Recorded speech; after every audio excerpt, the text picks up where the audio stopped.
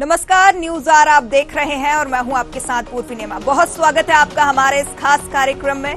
तू इधर उधर की ना बात कर, ये बता कि काफिला क्यों लुटा। 3 राज्यों में विधानसभा चुनाव में करारी हार के बाद कांग्रेस अब भी सकते में है, क्योंकि छत्तीसगढ़ और राजस्थान में उसकी बनी हुई सरकार हाथ से फिसल गई है। खास बात यह है कि जिस तरह से भारतीय जनता पार्टी के मुख्यमंत्रियों के पद को लेकर कयासों का दौर जारी है, उसी तरह तीनों राज्य मध्य प्रदेश, छत्तीसगढ़ और राजस्थान में कांग्रेस की तरफ से नेता प्रतिपक्ष कौन होगा, इसको लेकर भी कयासों का दौर जारी है। सीएम बनाने का सपना देखने वाली कांग्रेस अब इन राज्यों में नेता प्रतिपक्ष के लिए चेहरे की तलाश कर रही है।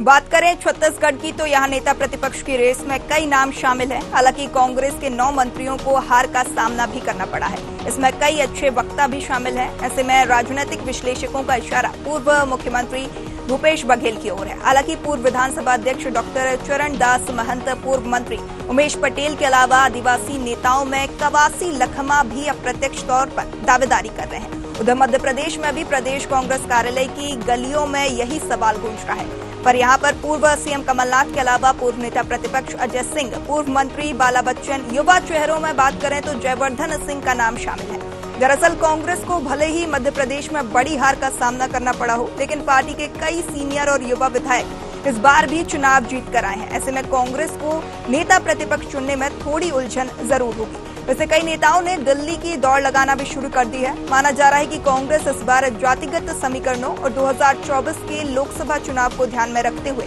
नेता प्रतिपक्ष का चयन करेगी। ऐसे में अब सवाल उठ रहा है कि 5 वर्षों तक विधानसभा में कांग्रेस का प्रतिनिधित्व करने वाला चेहरा किसका होगा।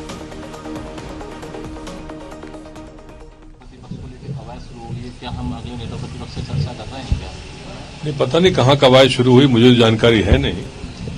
और मैंने कभी भी किसी पद के लिए कोशिश नहीं की है। कांग्रेस पार्टी जो तय करेगी वो मान्य है। क्या मानते हैं सर, अभी कहाँ कमजोरी रह गई है और उस नब्ज को किस तरह से और जो है सही ढंग से जो है टटोल के सही किया जा सके? इसका अध्ययन और चिंतन केंद्र के नेतृत्व को करना चाहिए और मेरे ख्याल से वहीं से कोई दिशा निर्देश हो और उन्हीं लोग तय करें कि क्या करना है। तो सिर्फ यहीं भर का नहीं, छत्तीसगढ़ भी है, राजस्थान भी है, और यदि इन सब राज्यों में जहां कांग्रेस हारी है और लोकसभा के लिए सभी लोग वो हैं कि ज्यादा से ज्यादा सीट मिले, मेरे ख्याल से व्यापक स्तर पर विचार करना चाहिए और निर्णय लेना चाहिए। तो देखिए, 3 राज्यों में हार के बाद अब कांग्रेस नेता प्रतिपक्ष की तलाश में है। आज इसी मुद्दे पर करेंगे चर्चा और हमारे साथ चर्चा के लिए खास मेहमान मौजूद हैं। अनिल सिंह चौहान, प्रवक्ता कांग्रेस से, वहीं राजकुमार उपाध्याय, प्रवक्ता कांग्रेस छत्तीसगढ़ से, वहीं रमेश शर्मा, वरिष्ठ पत्रकार जी हमारे साथ जुड़ चुके हैं। आप तीनों ही मेहमानों का बहुत स्वागत है न्यूज आर पर। सबसे पहले एक कॉमन सवाल मेरा रहेगा अनिल जी और राजकुमार जी से कि आखिर चूक कहां हुई कि सीएम फेस ढूंढते ढूंढते जो है नेता प्रतिपक्ष की तलाश करनी पड़ी। पहले अनिल कुमार जी आपसे सवाल।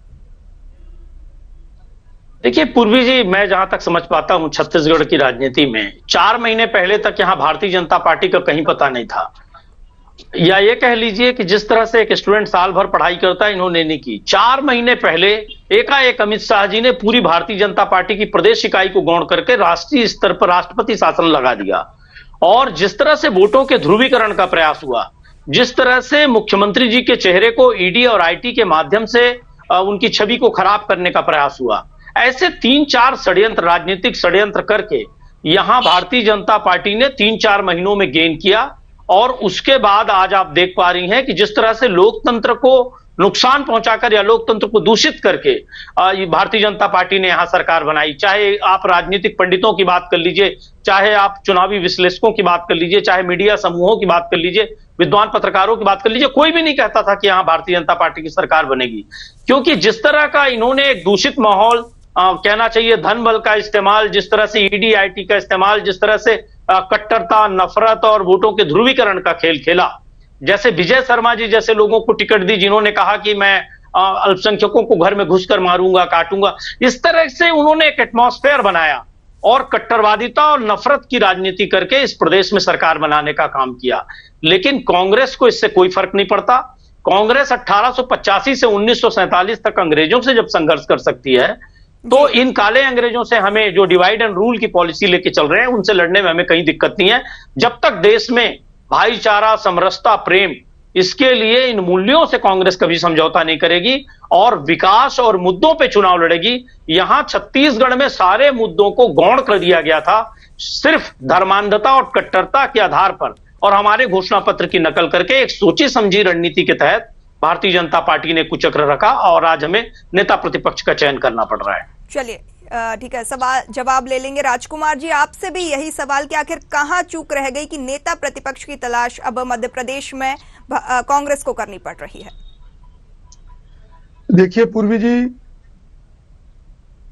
जी, भारतीय जनता पार्टी का केंद्रीय नेतृत्व पूरी तरीके से मध्य प्रदेश में मैदान में था।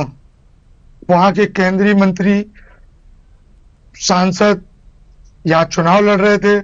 पूरी कैबिनेट, प्रधानमंत्री से लेके गृह मंत्री से लेके हर जो केंद्र की उनकी जो टीम थी वो पूरी मध्य प्रदेश में हावी थी।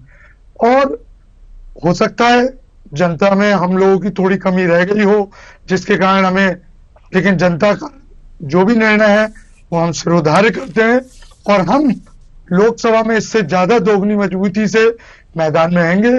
और उसके बाद भी कांग्रेस कभी जातिगत ध्रुवीकरण नहीं करती।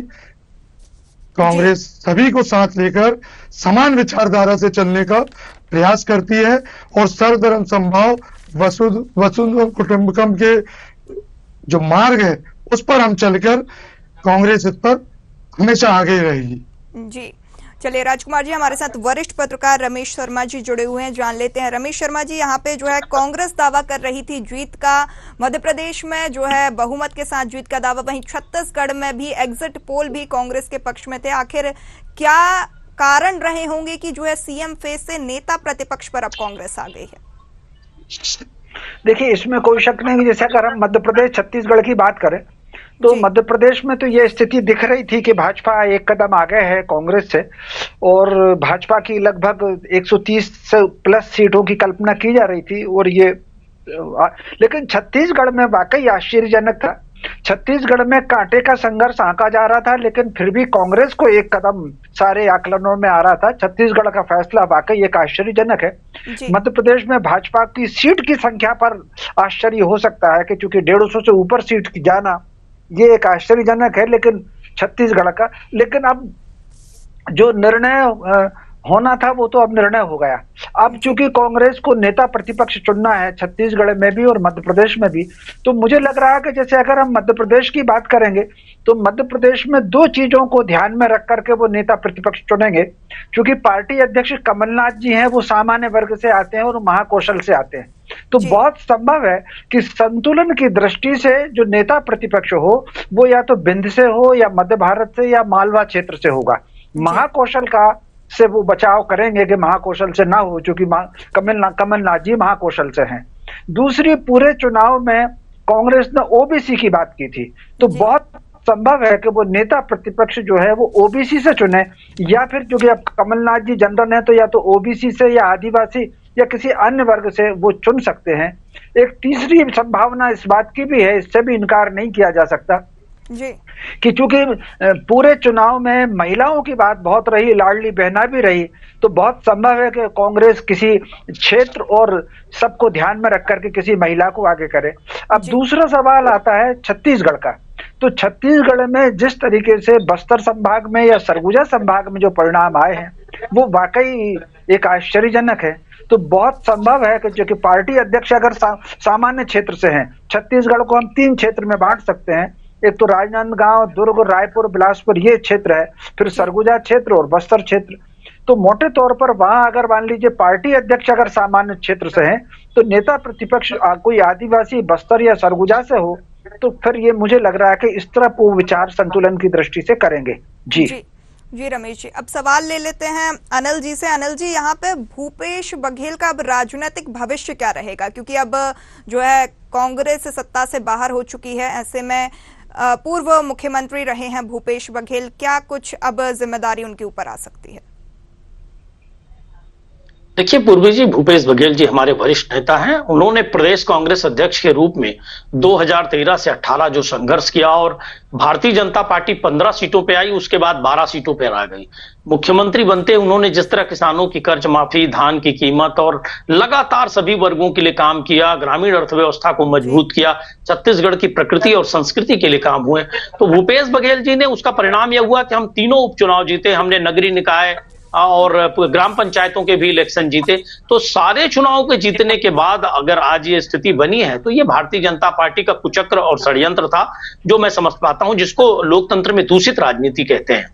लेकिन फिर भी हम हौसला नहीं हारे और माननीय भूपेश बघेल जी वरिष्ठ नेता है, उनको बड़ी जिम्मेदारी दी जाएगी। जनता पार्टी का कुचक्र 3 राज्य में यहाँ पे भारतीय जनता पार्टी ने प्रचंड बहुमत हासिल करी है।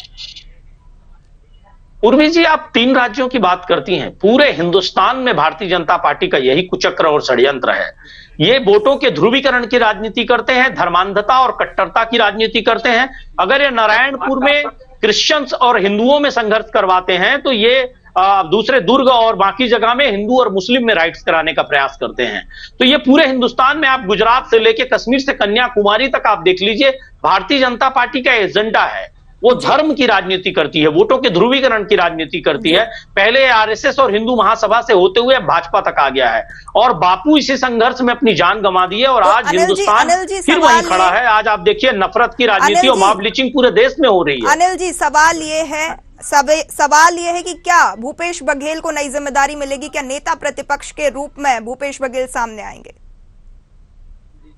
देखिए, भूपेश बघेल जी बहुत वरिष्ठ नेता हैं, बहुत अच्छी नीतियां बनाते हैं, बहुत कर्मठ हैं। हम लोगों ने उनके साथ बहुत लंबे समय तक संघर्ष किया है। मेरा ये मानना है, मैं नहीं जानता उनको नेता प्रतिपक्ष की क्या जिम्मेदारी दी जाएगी। कांग्रेस में तो देखिए ये है कि विधायक दल की बैठक होगी, हाईकमान का सामंजस्य होगा, उसके बाद निर्णय होता है। हमारे यहाँ राष्ट्रपति शासन नहीं है साहब कि अमित शाह और अदानी जी ही निर्णय लेंगे।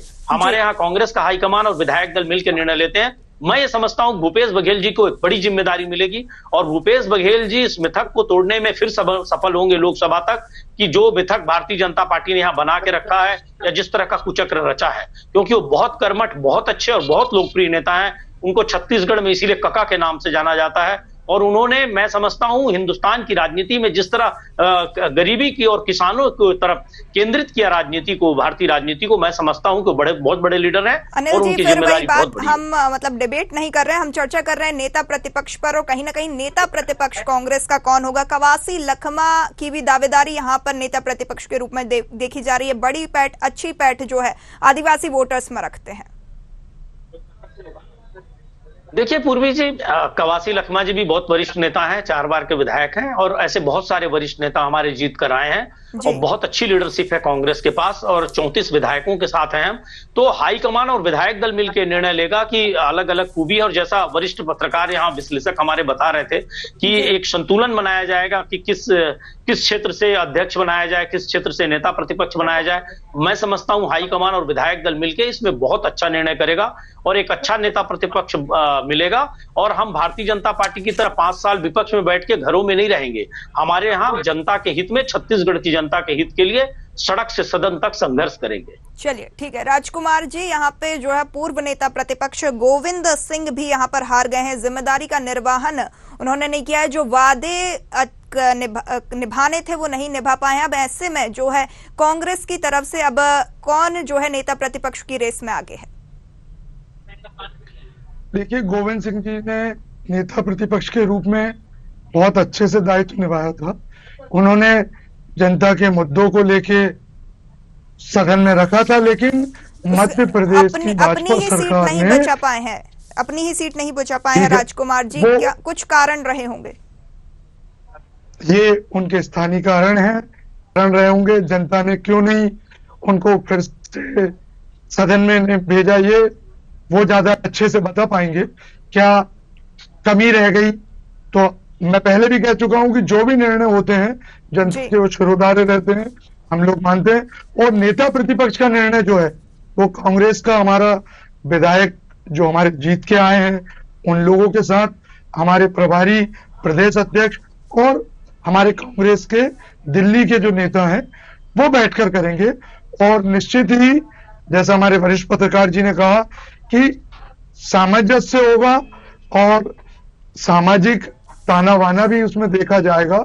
इन सबको लेने के साथ ही युवा बनेंगे, वरिष्ठता के आधार पे बनता है, जो मुद्दे उठा सकें, इन सबको ध्यान में रखते हुए ही कांग्रेस मध्य प्रदेश में नेता प्रतिपक्ष का चुनाव करेगी। जी राजकुमार जी, लगातार हम देखा है पूरे चुनाव में महिला आरक्षण का मुद्दा उठाया गया। महिला आरक्षण का जो बिल पास हुआ है उस पे कांग्रेस ने जो है कहीं ना कहीं अपने ऊपर श्रेय लेने की बात की। तो क्या नेता प्रतिपक्ष एक महिला रहेगी कांग्रेस की मध्य प्रदेश से? क्योंकि कहीं ना कहीं जो महिला आरक्षण बिल पास हुआ है, कांग्रेस का कहना है कि ये राजीव गांधी के द्वारा पेश किया गया था। श्रेय कहीं ना कहीं कांग्रेस लेने की कोशिश कर रही थी।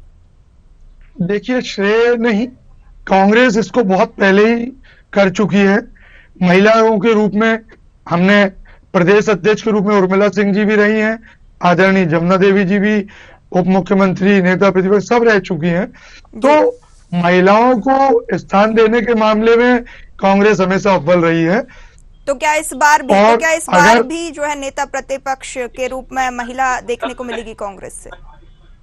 देखिए, कांग्रेस में नेता प्रतिपक्ष कौन हो इसका निर्णय मैं फिर आपसे कह रहा हूं कि मध्य प्रदेश के कांग्रेस विधायकगण, प्रदेश कांग्रेस अध्यक्ष, प्रदेश के प्रभारी और दिल्ली के हमारे जो वरिष्ठ नेता हैं, हाईकमान है, ये सब सामंजस्य बनाकर मिलकर चर्चा के बाद ही तय करेंगे। और जो निर्णय होगा वो कांग्रेस को, विधायक दल को, कांग्रेस संगठन को मान्य होगा। ये परंपरा कांग्रेस में है। कांग्रेस में थोपा नहीं जाता भारतीय जनता पार्टी जैसे कि वहां से एक बार बोल दिया, फरमान जारी हो गया, ये है वही तय है। कांग्रेस में इसके लिए चर्चा की जाएगी और तय किया जाएगा। चलिए अनिल जी, यहाँ पे जो है लोकसभा चुनाव अब नजदीक हैं, क्या रणनीति जो है कांग्रेस की रहेगी? क्योंकि आपके पास मात्र 2 सीट हैं, 11 में से 9 सीटें अभी भारतीय जनता पार्टी के खाते में है। क्या रणनीति रहेगी पूरी जो है सीटें अपने कब्जे में करने की? देखिए, कांग्रेस जिस तरह से 2014 से नरेंद्र मोदी जी ने 100 दिनों में महंगाई कम करने की गारंटी दी थी और आज महंगाई 45 सालों के चरम पर है, जिस तरह से उन्होंने बेरोजगारी की बात की थी और आज बेरोजगारी 45 सालों के चरम पर है, चाहे बुलेट ट्रेन का सपना हो, चाहे 15 लाख खातों की बात हो, चाहे अच्छे दिनों की बात हो, चाहे चुनावी जहां राज्य हैं सिर्फ वहां 3100 की धान हो और लाडली बहना जैसी योजना हो या महतारी बंधन योजना के नाम से महिलाओं को छला जा रहा है। उत्तर प्रदेश और दिल्ली की महिलाओं को क्यों नहीं दिया जा रहा है? इन सारे मुद्दों को लेकर हम जाएंगे। और महत्वपूर्ण मुद्दा यह भी रहेगा कि छत्तीसगढ़ में विगत 5 सालों में जिस तरह से लगभग 80,000 ट्रेनों को रद्द किया गया, उस पर कोई भारतीय जनता पार्टी का सांसद क्यों आवाज नहीं उठाया? क्यों प्रधानमंत्री को चिट्ठी नहीं लिखी, रेल मंत्री को चिट्ठी नहीं लिखी?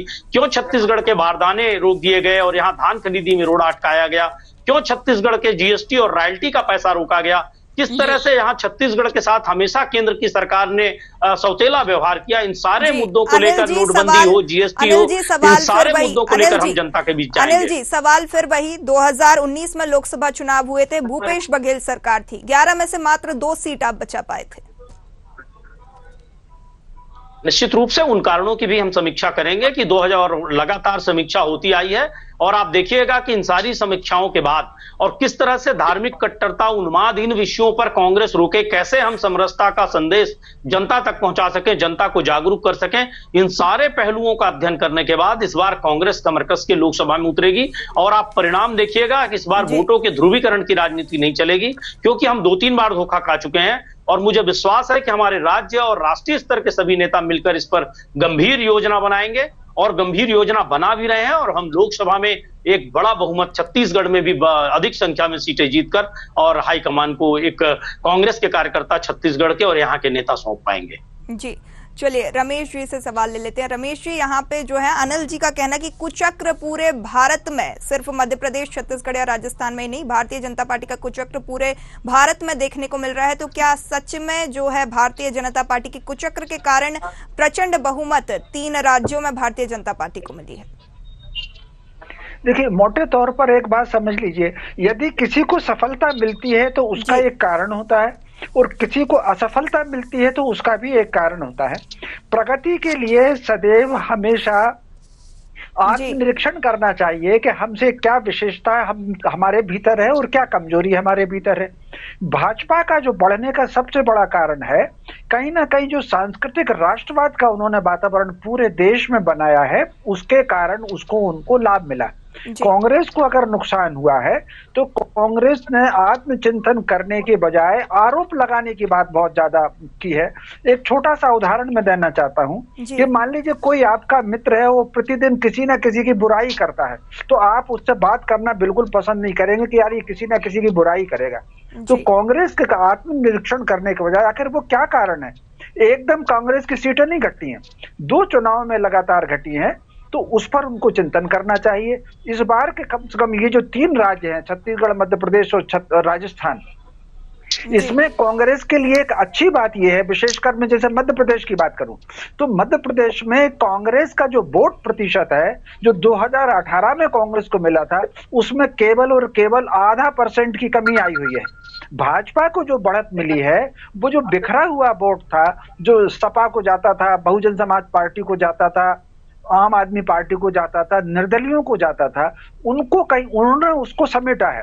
तो उसके कारण चूंकि जनाधार कांग्रेस का कमजोर नहीं हुआ है, छत्तीसगढ़ में भी अगर कांग्रेस का जनाधार 40% के आसपास है, तो कांग्रेस का जनाधार दोनों राज्यों में और राजस्थान में भी आप देखें, सीटों की संख्या चाहे कुछ भी हो, जनाधार 40% के आसपास है। तो कांग्रेस को सबसे पहले तो इस बात पर विचार करना चाहिए वो क्या मुद्दे हो सकते हैं जिसके कारण बाहर का वोट हमारे पास लौट करके आए। तो कुछ चीजें हैं, एक छोटा सा मैं एक उदाहरण आपको बताता हूं। कांग्रेस को 1920 के पहले की कांग्रेस और 1920 के बाद की कांग्रेस, यानी 100 वर्ष पुरानी मैं बात कर रहा हूं। 1920 की पहले की कांग्रेस में जन समर्थन नहीं था। जितने लोग थे कांग्रेस के सदस्य थे और विशिष्ट लोग उसमें हुए थे। जब गांधी जी लौट करके आए 1915 में दक्षिण अफ्रीका से, तो उन्होंने पूरे भारत की यात्रा की और पूरे भारत की यात्रा करके उन्होंने राम राज्य की एक कल्पना दी और रघुपति राघव राजा राम का नाम लिया। उसके बाद फिर कांग्रेस से जन समर्थन जुड़ना शुरू हुआ। आगे चल करके पिछले कुछ वर्षों में अगर आप देखें तो कांग्रेस ऐसे लोगों के साथ खड़ी है, कोई अगर कह रहा है कि सनातन धर्म डेंगू है तो कांग्रेस उसका समर्थन कर रही है। अभी जो कल परसों कांग्रेस का स्टैंड बहुत अच्छा है। अभी कल परसों जो किसी ने आलोचना की है, कांग्रेस ने उसका साथ नहीं दिया, पार्लियामेंट में एक बयान जो आया है। तो कुल मिलाकर के कुछ चीजों को कांग्रेस को समझना चाहिए कि देश की संवेदना क्या है। भाजपा की ताकत क्यों बढ़ी, भाई जनसंघ की ताकत क्यों नहीं बढ़ी। भाजपा ने जब से राम का मुद्दा उठाया, राम मंदिर का मुद्दा उठाया, तो उनकी ताकत बढ़ी है। तो कुल मिलाकर के कुछ चीजों पर कांग्रेस को आत्मनिरीक्षण करना चाहिए और उनका जनाधार है, उनको केवल 2-3% वोट की और आवश्यकता है, उस पर उनको विचार करना चाहिए। जी रमेश जी, राम मंदिर का ताला राजीव गांधी की सरकार के समय खुला था। जी, इसमें कोई शक नहीं, बल्कि आप तो ताले खुलने की बात कर रही हैं। मैं ये कह रहा हूं कि वहां पर जो रामलला प्रकट हुए हैं 1949 में, तो वो उस समय भी कांग्रेस की सरकार थी। गोविंद बल्लभ पंत वहां के मुख्यमंत्री हुआ करते थे, प्रभारी हुआ करते थे, वो भी कांग्रेस की सरकार थी। ताला भी राजीव गांधी जी के समय खुला हुआ है। फिर रामालय ट्रस्ट नरसिम्हा राव के समय बना हुआ था। ये अंतर के रामालय ट्रस्ट जो नरसिम्हा राव जी ने बनाया और आज की परिस्थिति में अंतर केवल इतना आया है कि नरसिम्हा राव जी का जो रामालय ट्रस्ट था उसमें मस्जिद का स्थान वो 2.77 एकड़ जो जमीन है उसके आसपास उन्होंने तय किया हुआ था। लेकिन अभी जो फैसला आया है उस फैसले से उन्होंने बाहर किया है। अंतर केवल मस्जिद का स्थानांतरण हुआ है, मस्जिद के साथ समझौते का कोई निर्णय नहीं बदला। जो तो कुल मिलाकर के, लेकिन उसके बावजूद जो है, अब जो भी कुछ कारण रहे हो, उन्होंने कह दिया राम कल्पना है, राम का कुछ है नहीं। और फिर जो लगातार याचिकाएं लगाई, अब हालांकि कपिल सिब्बल जी नहीं है कांग्रेस में, किसी और पार्टी में चले गए, लेकिन वो जो उन्होंने याचिकाएं लगाई और कहा कि फैसला जल्दी नहीं आए, इन सारी चीजों पर प्रतिक्रिया थोड़ी सी होती रही है। तो कुल मिलाकर के फिर एक और बात कहता हूं, रघुपति राघव राजा राम का मंत्र तो कांग्रेस ने दिया हुआ था, राम राज्य की कल्पना भी उन्हीं की है। लेकिन इन सब चीजों को वो कहीं ना कहीं वो उनको स्थापित करने में उन्होंने थोड़ी चूक की, जिसके वजह से नुकसान हुआ उनको। जी जी रमेश जी, यहाँ पे ट्रेंड रहा है मध्य प्रदेश और छत्तीसगढ़ में, हमने देखा है कि जो है 2018 में कांग्रेस की सरकार रही है मध्य प्रदेश और छत्तीसगढ़ में, लेकिन जब 2019 के लोकसभा चुनाव आए हैं तब जो है वही जीत हार में परिवर्तित हो गई है। अगर बात मध्य प्रदेश की करें तो 28 सीटें भारतीय जनता पार्टी के कब्जे में है 29 में से, और छत्तीसगढ़ में 11 में से 9 भारतीय जनता पार्टी के पक्ष में गई हैं। क्या कारण रहे हैं कि जो है मतदाता अलग अलग तरीके से विचार करके लोकसभा और विधानसभा के कैंडिडेट्स चुनते हैं? देखिए, मुझे जो लग रहा है, प्रखर जो सांस्कृतिक राष्ट्रवाद का जो मुद्दा कांग्रेस ने, भाजपा ने उठाया था, वो नरेंद्र मोदी जी के साथ वो मामला जुड़ गया। आप अगर देखेंगे विधानसभा में परिणाम अलग आए हैं पूरे देश में। मैं ये उड़ीसा या आंध्र में से कोई एक प्रदेश भी ऐसा है जहां लोकसभा और विधानसभा में, जो थोड़ा सा नाम भूल रहा हूं, जहां लोकसभा और विधानसभा के चुनाव साथ साथ हुए हैं। मतदाता ने विधानसभा के लिए किसी और को चुना है और लोकसभा के लिए भाजपा को वोट दिए।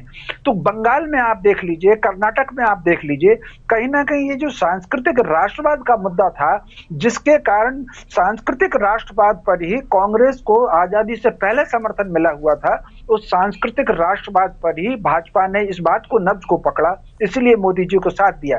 खासतौर से वो जो 2-3 बातें थी, उन दोनों, अगर आप कश्मीर का मुद्दा देखेंगे तो कश्मीर की धारा 370 का मामला हो, ये जो बहुत सारी चीजें थी, उसके कारण कहीं ना कहीं मोदी जी की जो छवि बनी सांस्कृतिक राष्ट्रवाद की, इस पर बहस हो सकती है वो कितने सांस्कृतिक राष्ट्रवाद पर काम करते हैं, लेकिन उस मुद्दे के कारण वो मोदी जी की छवि बनी। और भाजपा ने बहुत होशियारी के साथ, अगर आप इन 4-5 स्टेट में देखेंगे, वो ठीक है कि कर्नाटक में उनको लाभ नहीं मिल पाया, लेकिन मध्य प्रदेश, छत्तीसगढ़, कर्नाटक में देखेंगे तो उन्होंने तीनों राज्यों में प्रांतीय नेताओं को पीछे किया और मोदी जी की छवि को आगे की, और कहा कि बस जो, मतलब कुल मिलाकर के मोदी जी की छवि और राष्ट्रीय छवि को आगे करके उन्होंने वोट को बटोरा। लेकिन फिर भी एक बात मैं कांग्रेस की तारीफ इस मामले में करूंगा, भाजपा के आक्रामक प्रचार के बावजूद भी, मोदी जी की राष्ट्रीय और सांस्कृतिक छवि के बावजूद भी, राम मंदिर के मुद्दे के बावजूद भी कांग्रेस के वोटों में बहुत अंतर नहीं आया। कांग्रेस को ज्यादा नुकसान नहीं हुआ, अन्य लोगों को ज्यादा नुकसान हुआ है। जी बिल्कुल। अब मेरा सवाल अनिल जी और राजकुमार जी से कॉमन प्रश्न रहेगा, क्या सांस्कृतिक राष्ट्रवाद की ओर अब कांग्रेस आगे बढ़ेगी? क्योंकि जिस तरीके से वरिष्ठ पत्रकार जी हमारे रमेश शर्मा जी ने बताया कि जो है कांग्रेस को कुछ चीजों पर समझने की जरूरत है, क्या सांस्कृतिक राष्ट्रवाद की ओर कांग्रेस आगे बढ़ेगी और क्या मातम को पीछे छोड़ आगे की खुशियों की तलाश में कांग्रेस जाएगी? तात्पर्य क्या लोकसभा चुनाव की रणनीति में किस तरीके से अब कांग्रेस जुटेगी? सबसे पहले राजकुमार जी, जवाब आपसे।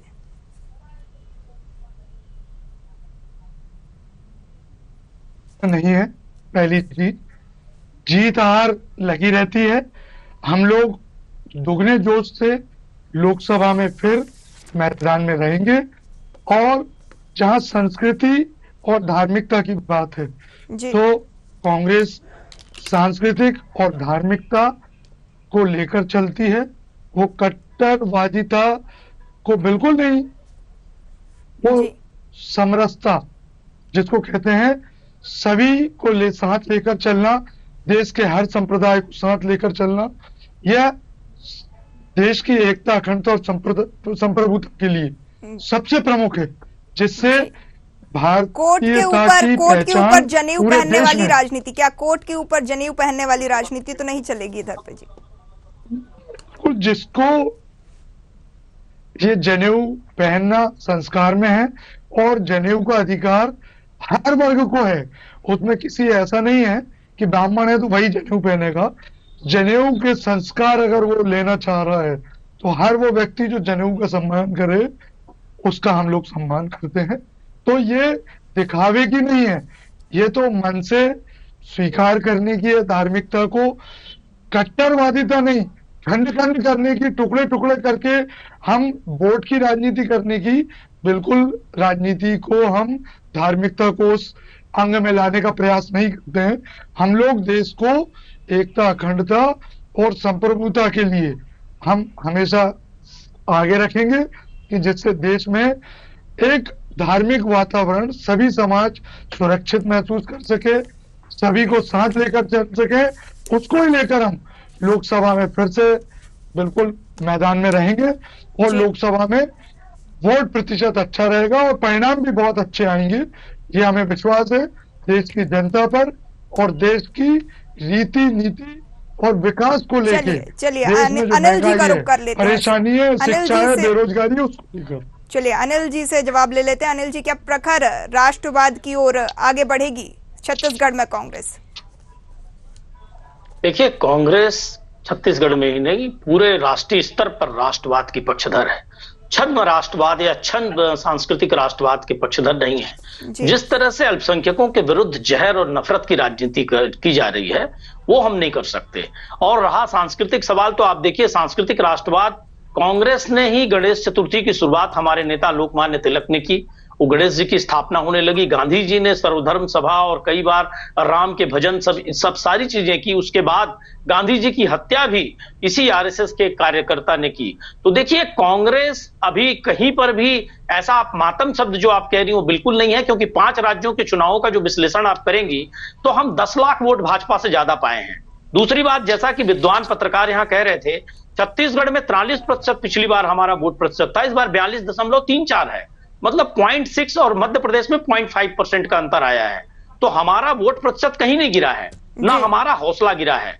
एक खेल और एक वोटों के ध्रुवीकरण का खेल बहुत प्लानिंग के साथ जिस तरह किया गया उसको हमको समझने की जरूरत है, और समरसता को और सकारात्मक समरसता को किस तरह से इस छद्म राष्ट्रवाद और छद्म सांस्कृतिक राष्ट्रवाद से कैसे विजय दिलानी है, इस दिशा में कांग्रेस पूरी ऊर्जा के साथ काम करेगी। क्योंकि कांग्रेस के ये मूल्य हैं, कांग्रेस का ये बेसिक सिद्धांत है कि वो संविधान को आगे बढ़ाने का काम करे, संवैधानिक मूल्यों को आगे बढ़ाने का काम करे। तो हम ऊर्जा से लबरेज हैं।